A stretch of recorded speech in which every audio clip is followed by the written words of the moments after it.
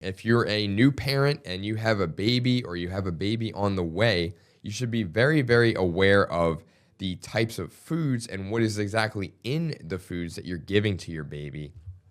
Because according to a recent study, the majority of baby foods, drinks, and snacks in the United States for children 6 months to 36 months, they were found to be ultra processed, which has all of these separate additives that were linked to potential health harms. And over 70% of the foods that were tested in this study contained additives. And a lot of these are linked to inflammation and disruptions in the gut microbiome. And the top ingredient when it comes to these foods, they were in 71% of them, they were not fruits or vegetables. They usually only had one or more additives. That was the main ingredient in these foods. And when it comes to babies, obviously they are not developed enough when it comes to the microbiome in their guts to handle these additives like an adult gut would be able to. But there really isn't any need for all of these additives. They're mainly cosmetic, and they are primarily designed to make the food look more appealing. They offer really no other value besides that, and just a cosmetic thing, like I said.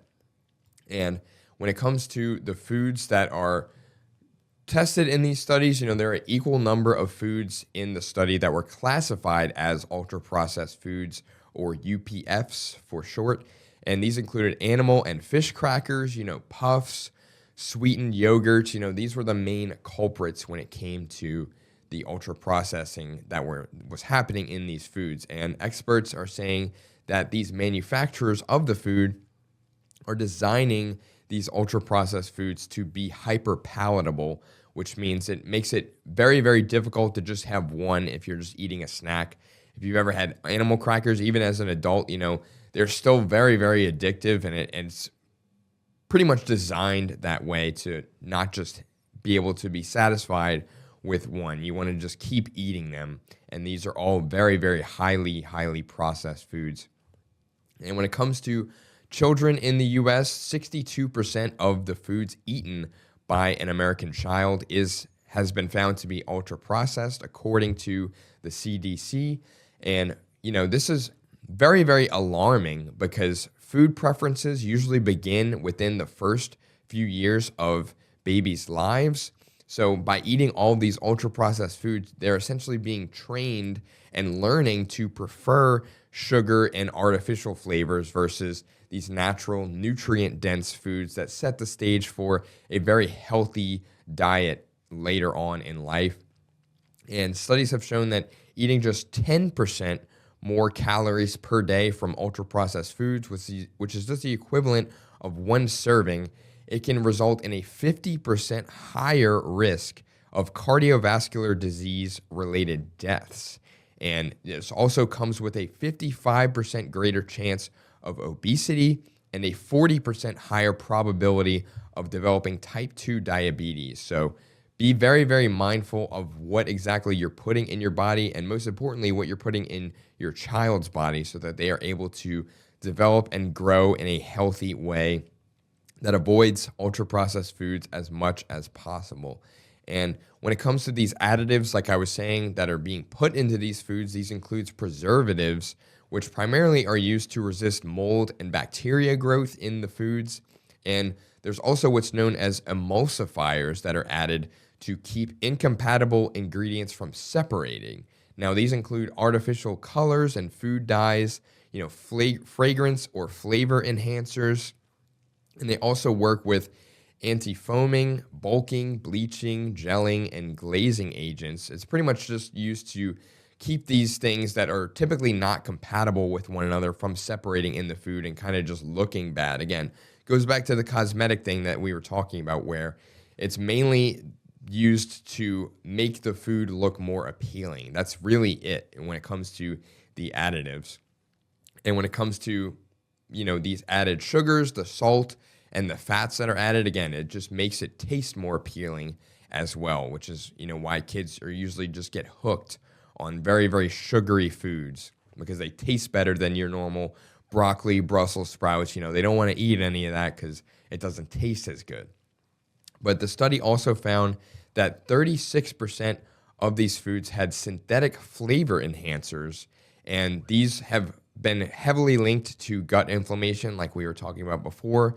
And then 29% had thickeners, which include xanthan and guar gum, and 19% of the synthetic food dyes were found in the foods. And according to an April 2025 study, they found that there was a link between these thickeners and emulsifiers with developing type 2 diabetes. So very heavily correlated in this scenario.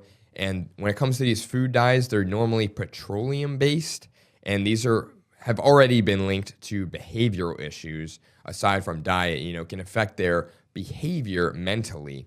And when it comes to regulating these foods and the additives that are put in them, there's very little regulatory oversight for baby food sold in the United States, unfortunately.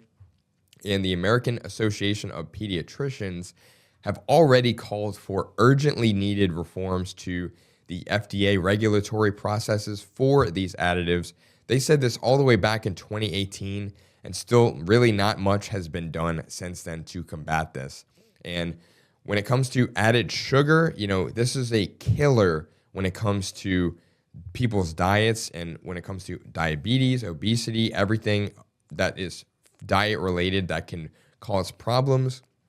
And this added sugar was pretty much exclusively found in these ultra-processed foods at a much higher level than non-ultra-processed foods. And snacks and finger foods for babies had the highest levels of added sugar, and they were found to have 2.5 times more sugar than non-ultra-processed foods, and 94% of these snack-sized foods for babies were ultra-processed. So it's just really, really sad state when it comes to baby food, unfortunately.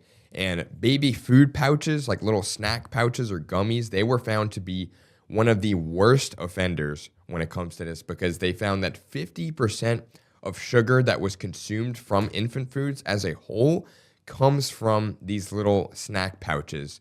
And that's just absolutely mind-blowing, the fact that pretty much a majority of the sugar comes from just this category of baby foods. And 70% of these ultra-processed foods did not meet the World Health Organization's nutritional guidelines when it came to protein in younger children and babies' diets.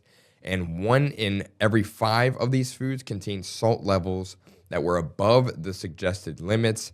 And then 25% of these foods failed to meet the calorie recommendations for babies. And if you're someone who wants to get away from all this and try to avoid ultra-processed foods as much as possible, the biggest thing you can do probably is to make meals at home using fresh and whole ingredients, using fruits, vegetables, beans, whole grains. These are very, very vital and foundational in most people's diets, let alone babies, where it's very, very crucial, where they're at that stage where these diets are going to shape them for the rest of their lives, like I was saying, when it came to the food preferences and setting them up for a future diet to where they can actually eat the stuff that is good for them. And if you have to buy ultra-processed foods or processed things at the grocery, just take a quick look at the ingredient list on the back. Usually, the less amount of ingredients that are on there is better. And if there's, it keeps things simple.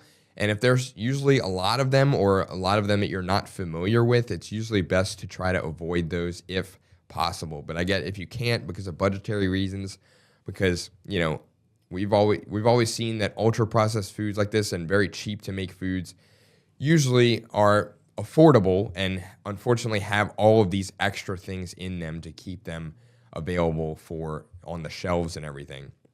And if you're trying to read through the ingredient list and if it's hard to tell, and if it's something you don't recognize, like I said, it probably is ultra processed, and it's usually not the best choice if you're consciously trying to eat healthier and improve your diet.